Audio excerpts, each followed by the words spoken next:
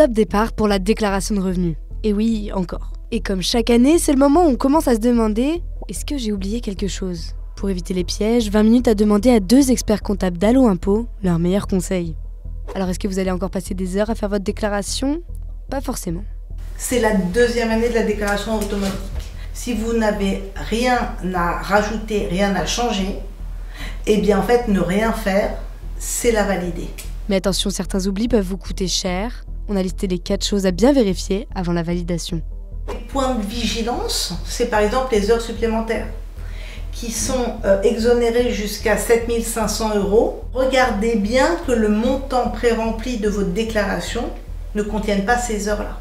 Là, vous vous faites aider de votre dernière fiche de paye, celle de décembre 2024, et vous regardez le total de votre net imposable. Il y a souvent les enfants qui sont étudiants et qui ont un petit job d'été et qui travaillent. Et là, il y a un réel piège et là, il faut vraiment faire attention parce que si vous rattachez votre enfant à votre foyer fiscal et que le revenu de votre enfant est déjà pré-rempli dans la déclaration, eh bien, il faut l'enlever. Pour les gratifications de stage, jusqu'à 21 273 € si votre enfant a eu un petit job d'été, jusqu'à 5 318 €. Et les deux sommes se cumulent.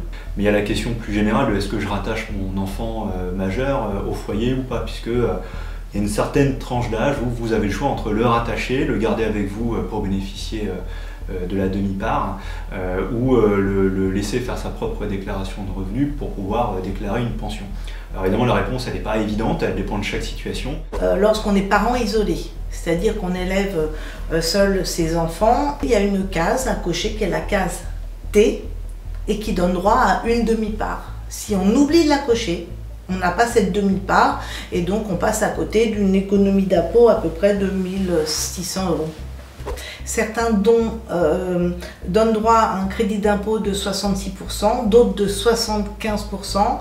Et cette année, une nouvelle catégorie de dons est apparue, c'est lorsqu'on donne à des associations qui s'occupent de l'égalité hommes-femmes.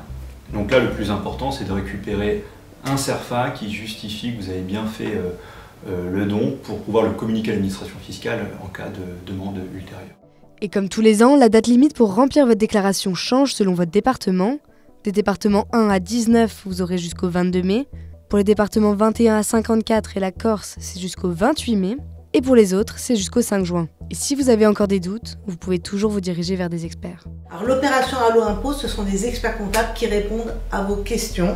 6 jours, nous avons une permanence téléphonique. L'année dernière, nous avons eu plus de 45 000 appels. On vous attend nombreux.